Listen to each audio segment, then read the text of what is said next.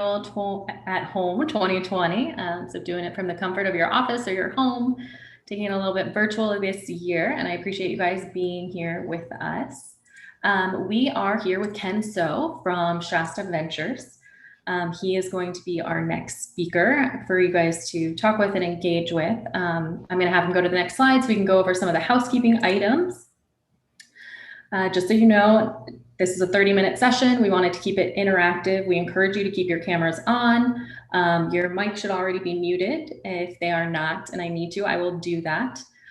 Please feel free to get involved in the conversation. To do that, we ask that you click the participant button in the bottom banner.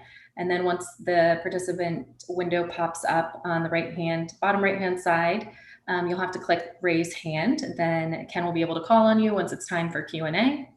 The chat function of this webinar is not going to be open. So the only way to get your questions answered will be able to raise your hand.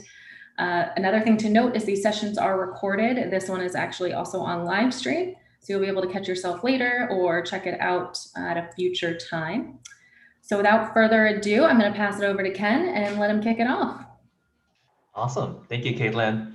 Hey, everyone. Thanks for spending time this morning. The way I'd like to structure this conversation is probably more in the Q&A side. I was also asked to maybe provide a seed topic or set of questions to kind of tackle through. But just want to spend the first few minutes just introducing myself as well as what Shasta Ventures is. And that kind of ties into the topic, probably the seed topic I want to talk about. And so Shasta Ventures, quick intro, early stage VC based out in the Bay Area, focused on B2B software. Started off investing in consumer hardware and B2B software, but right now, what we're really excited are data-driven companies in the B2B space. So on the right-hand side, you'll see a bunch of logos, just a sprinkling of the companies we're very fortunate to partner with. So you have the likes of Apptio, Zuora, Anaplan, who've done very well now in the public markets. And now you have AppSheet, who's in the low-code, no-code, and now part of Google. Then you have HighSpot and Lean Data, who's now really trying to redefine the way we do sales. And then we also have Darwin AI, who's really on the forefront of understanding how to explain and more efficiently build deep learning models. So kind of going through next, we won't spend too much time on this, but this is how we kind of think about broadly B2B software space. Obviously, there's a lot more granularity to how we really think about it, but on the high level, it's applications, infrastructure, and security. And where we're really excited about moving forward is really broadly about quote unquote AI. It's a very widely used term, but really it's about data-driven features or products that are able to build smart features that are core to the value add. For example, right, we have on the applications, the example here will be Siebel, Salesforce, which are more on the sales tech. Siebel more on-prem, Salesforce on the cloud. And what HighSpot does is that in large enterprises, a big problem is just understanding where to find the right content to serve or give it to potential customers. Because in large enterprises, you have marketing departments generating tons of different collateral and content. You have different versions of PowerPoint, of videos, of brochures, of one-pagers for different use cases, different pain points, different types of customers in different industries and departments. And what HighSpot does is very intelligently uses the data to surface the right content for the right opportunity. Because you can imagine a salesperson going into a folder and there's probably thousands of different versions of a deck. And that probably takes you 30, 40 minutes to sort through and historically. So that's the kind of companies we really like to invest in, those pushing the boundaries of what AI can do. And now where we invest in, and this really ties into the topic, C topic later on, is where we focus on. This is at the Series A stage. Like I said, we are early stage investor, but doesn't mean we don't invest in seed or slightly above A. We do plenty of seed investments as well, but really the sweet spot is in Series A, quote unquote.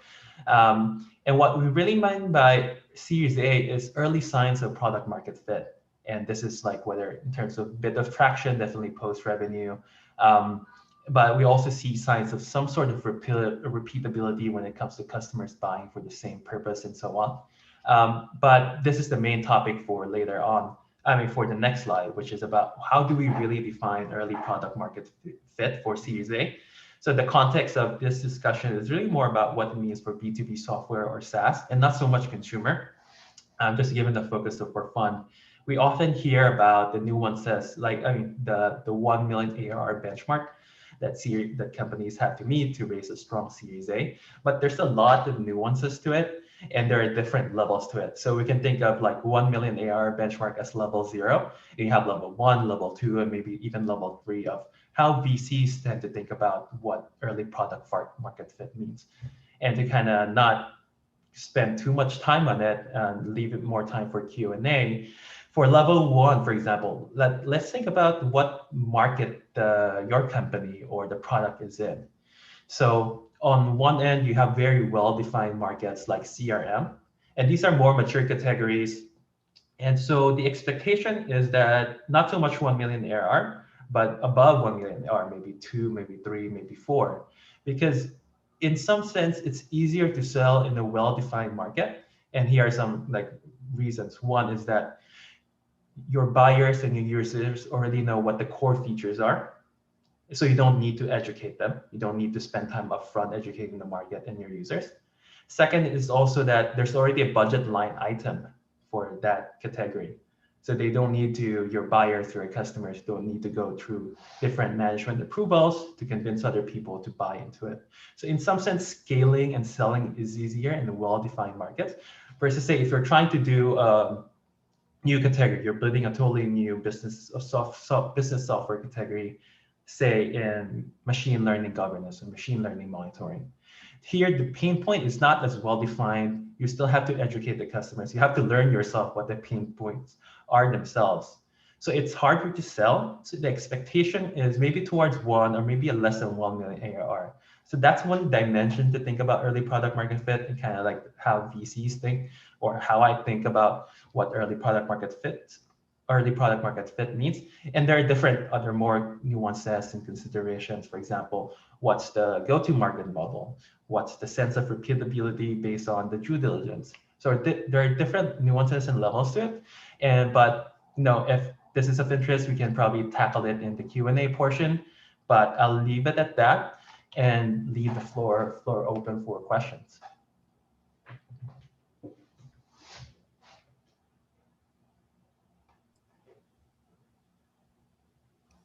Anyone have any questions, or should we go into let Kenn speak some more? Oh, it looks like we have one. They're slowly popping up. Okay. Let me see. How do I allow people to? So you just want, Miriam, if you just want to go first, you should be able to automatically unmute you. Yeah. Hey, Kenn. Thanks a lot for the insights. Just for context, I'm a founder of a no-code platform that helps non-tech founders and startups build web apps without writing code. So very similar to AppSheet, but in a bit different market.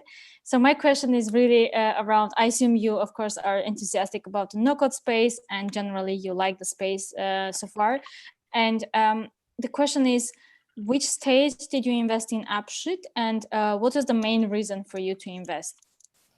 Yeah, so we invested AppSheet at the Series A stage, great signs of traction. And I think the usual reasons that we would typically invest in a Series A, one is great traction from both the revenue side as well as in terms of usage. And usage meaning how many apps are being developed on the platform, how much more often they're using it. But also on the revenue side, we're seeing what we call net retention growth, like companies who are current customers are just kept on increasing their usage, and hence the amount they're paying for it. Second is that the product is really, really good. It's so well reviewed across different platforms, but also based on the customers we talk to. And probably third is that Praveen, the CEO, is just an amazing person that we really wanted to work with. He's the type of founder who's very specific about the type of VCs he wants to work with, and we're very fortunate that he decided to partner with us. He's a very strong product CEO that we've known for a long while. So those are some reasons why I invested in AppSheet. Thanks. Oh. And then, Caitlin, I can't seem to unmute people, so. Oh, no. If you just say their name, it automatically does. Oh, okay. Dima Bull from at Stealth Mail.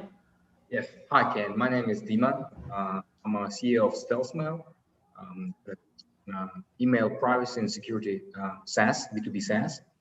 We're raising a seed round, and one of my questions is, what are you guys looking for the companies that are post-product that do have enterprise clients, but apparently are not 1 million in ARR? And how do you look and how do you define the product market fit for those type of situations where you already have enterprise clients that are using and paying the money? Yep.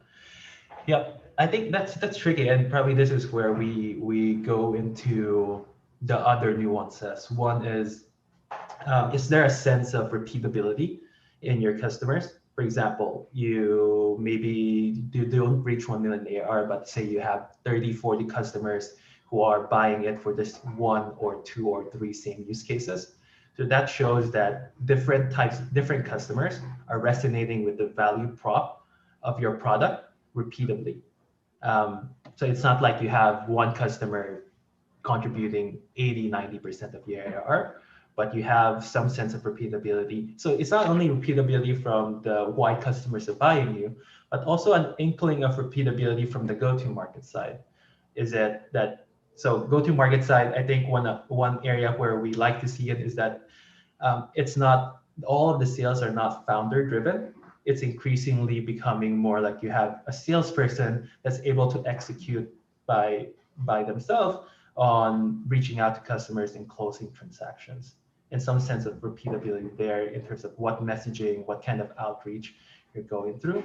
Because then once we go into Series A investors, they can already see like, okay, there is some sort of thing there instead of one-off customers that are buying for one-off reasons or because of one-off connections with the salesperson. Right. Meaning that in this particular case, if there is a channel partner who is reselling the product and is doing that successfully, or at least a certain success, that might be an indication for the market fit, even below the 1 million ARR, right? Yep, that's right. Thank you There are a much. couple more dimensions to it. Just very quickly is maybe, are your current customers growing as well, even though they're through channel partners? Are they growing by themselves year over year or month over month in terms of usage and in terms of the amount that they're paying you, right? Thank you. Amazing answer. Appreciate it. Great. Next one will be Andre at Incognia.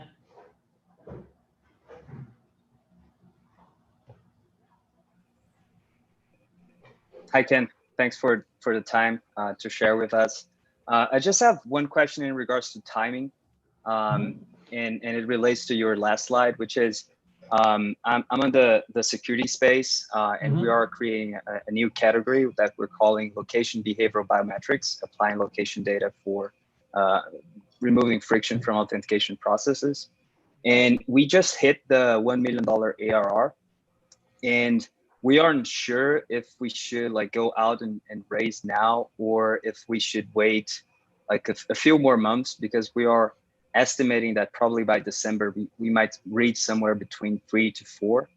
And so I want to hear your perspective if we should wait, we should go now. Yeah, I think one, if you can achieve growth and not run out of cash, go just push out the fundraising. Really, I think one, it's better for. Really, it's not so much better for the VCs themselves, but it's really better for you as founders, wherein you'll be able to prove to VCs that you have something there. So one, it makes the sales process, the fundraising process easier for you. It saves much more time and focus on the business. But also the second point, I think maybe on the financial side, is that you'll be able to raise at much better terms, which is better for you, of course, as the founder. So I think general rule is for founders is push it off as much as possible so that you get the best terms for yourself. Perfect. Thank you. And then the next one is Shelly at Trellis. Hi. Oh. Yeah. Have I been? Okay. So thank you. I'm liking your answers so far. I was interested in what you have to offer founders, I'm kind of in the situation as the person who last spoke, in that we're probably going to push off fundraising because we're doing really well at generating revenue. It's my preferred thing to focus my time on, but I am interested in how to build relationships early on so that when we need or want money to scale more quickly, we can do that. So my first part of the question is, how do you engage early with companies so that you're there when they're ready to fundraise? And the second part of the question has to be answered first, I guess, which is, have you done any GovTech companies? Our market is, we sell to government and nonprofits software that helps them deliver social services more efficiently to the public, which is really important in times of COVID, but normal times as well. And so I'm just wondering about your experience in that and whether you have anything to offer founders in that space. Right. I think so. The clarification of the first question, is it more like how should founders engage VCs early on, or how do I or VCs engage companies early on? It's how do we as founders engage with you if you seem like a nice type of investor to have, but we're not really ready to raise money now. You want to make sure we have a relationship at some point in the future. And how do you accept those kind of relationship building things? Yeah, I think one is there's different ways to reach out to VCs, cold, warm intros, cold email, and so on and so forth. So I think that's all well said. I think it's more about the messaging of like, hey, we're building something. We're not yet looking at fundraise, but we'd love to get your feedback and thoughts as we prepare fundraise in the next 6 to 12 months. So you don't post it as like you want to fundraise immediately, but as a sort of feedback mechanism. So it's a much lower barrier for VCs to just engage with you, because VCs are generally very curious to learn what people are building, whether they're fundraising or not. So I think that's a good way to frame it, as like feedback. And it's very common for that to happen, because a lot of companies that VCs invest in tend to be relationships wherein they've known the founders or the team for a while. Not always. There's always a large chunk of like it's very cold relationships at the start, but that's a good way to start of like, hey, what do you think of this? That's one. And then on the second part, GovTech, I would say not as much. We've had a few, say, hardware-ish companies that sold to the government, but generally we haven't really been too active on companies that sell to the government. And I think that's a thing wherein the go-to-market motion for a government is different from, say, generally when you're selling to other private businesses, right? Because government has a certain set of procurement laws that they have to follow through, sets of procedures that it's always competitive. So it's not that we have zero experience, but we have, I say, less relevant experience than, say, a classic B2B SaaS. Great, thank you. Great. I think the next one is Oz Merchant. Thank you, Ken. I wanted to find out, so I'm a CEO of Wellist, it's a wellness marketplace for moms. And what do you think about marketplaces, as well as key things that investors look for early on that's important? Yeah, I think this is interesting. So I haven't really looked into marketplaces much. So just gonna speak from kind of indirect experience rather than direct experience of really looking into marketplaces. So I think one is marketplace for moms, right? What's being transacted on that market? So moms looking for wellness providers in their area, local. Okay, service providers. Correct. Gotcha. So I think a couple of things. One is very, very high level. This is the tricky part. The cost of acquiring customers. We'd like to see, it is tricky. We'd like to see CAC to decrease over time, but the reality is that most often CAC increases as you get to these kind of mass market, not the early adopters type of users.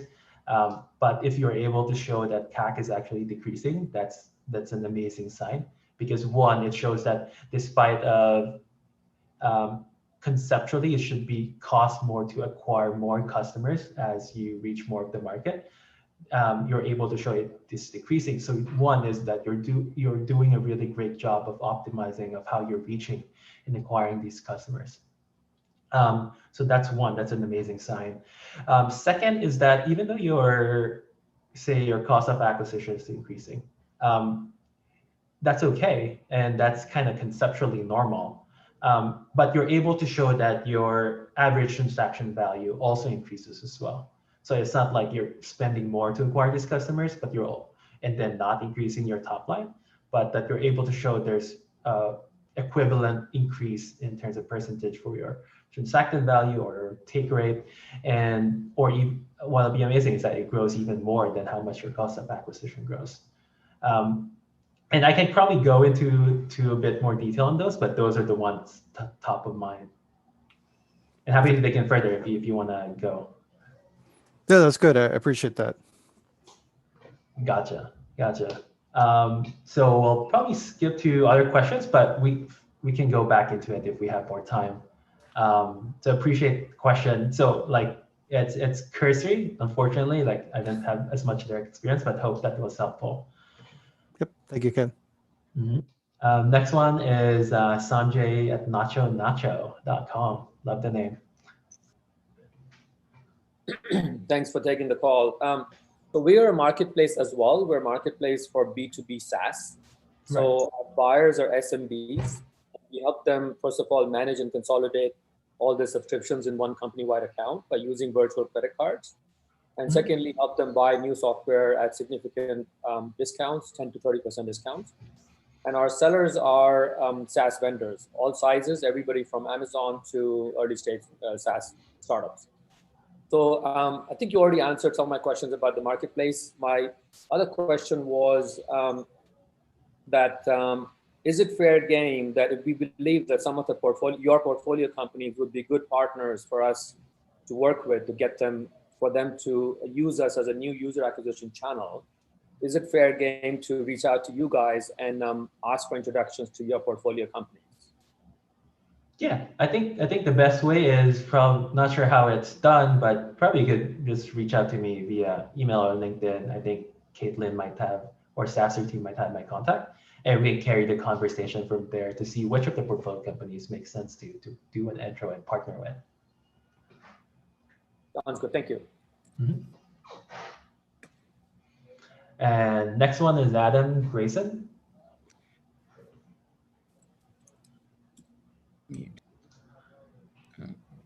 Sorry, mute toggling back and forth. Hey, Ken, appreciate it. So I'm the CEO of no, now it's telling me I'm muted. Am I unmuted? Yep, you're unmuted. You're unmuted. Thanks. So I'm the CEO of a data privacy company. So we're pretty early. We've done in a pre-seed angel round and built an MVP from there. So we're looking forward a quarter or two to our first institutional raise seed round. So what is it that sort of tickles your spidey sense on early stage companies to take that leap of faith that's earlier than your sweet spot? Is it really team? Is it the sector? Is it early traction? Kind of what are those big markers for you? Yeah, the real answer is that it depends. Like there's a lot of different factors that goes to any deal, but I think from historical experience, it tends to be a couple for Shasta, and this changes over time, not only for Shasta but for different VCs. One of the areas that is for a lot of our seed companies, they tend to be either entrepreneurs we've known for a long time, and they've built successful businesses before. And then the second category would be brilliant researchers or some sort of scientist who's really world-class and is building the next big thing and just needs funding and guidance at the seed stage. So that's two. And then the third tends to be like just a catch-all, wherein we're really just open to anything and anyone. But I think in this kind of bucket, which kind of applies to a lot of VCs, is that one, is it a warm connection? But I think more importantly is, are you building something that the VCs think is really exciting? And this is where it's really more about the product in the space actually, sorry, not more about the product in the space, but it's more about you being able to find the VC who is really excited about this space. Because one thing that goes on the VC's mindset is that the less they know about the space, the higher the perceived risk. So if you're able to find a VC who really knows the space, either track VCs, what they post about, tweet, post on Medium, and so on, if they are super active in this space, one is that they'll immediately know what you want to build and what your vision is, and second is the perceived risk is lower as well. Great, thank you. Mhm. And then the next one. Just about 4 minutes left. So, and there's one more question left. So if we can get that one out, we'll be perfect. Awesome. A beer. Hi, thank you for a really great presentation.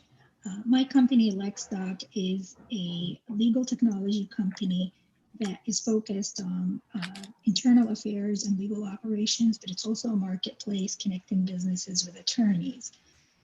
Right now, we notice that in the market where we are, a lot of businesses are not investing in new software or new processes. They're just trying to save because of all the COVID and its consequences.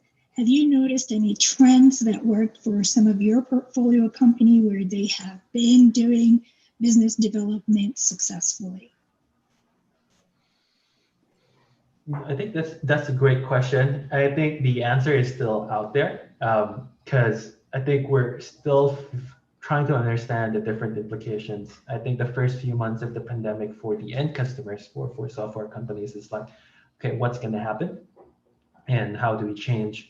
And then the next step is that, okay, now that we have a better sense of what's going to happen to our business, how do we adjust our own expenses to match with that reality? So I think very much so that the businesses are still trying to cut costs, to be honest, because I think this pandemic is lasting longer than we expected initially, unfortunately.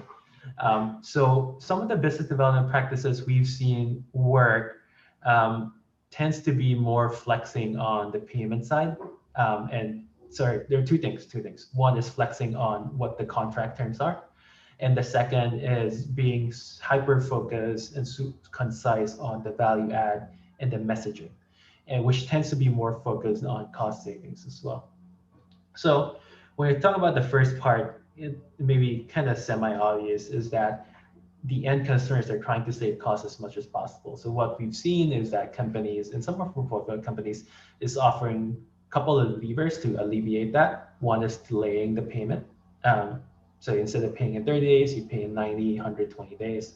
But also is that you're trying to provide discounts for longer term commitments. So instead of providing the usual 10, 15% annual discount, you're going to provide maybe 20, 25 discount annually, in addition to longer payment terms. So that's one. But I think on the marketing side, it's really about being super concise on the value add. So when you send an email, cold email to someone, it's really about, okay, this is what we do, and this will save you X dollars or X percentage, and we can set you up very quickly for this. So those are the two things we've kind of seen so far, but I think that's a great question that everyone's kind of tackling right now to see what's the best BD practices for this post-pandemic world. It's definitely a challenge, and we're all playing a guessing game. This is not something that we anticipated.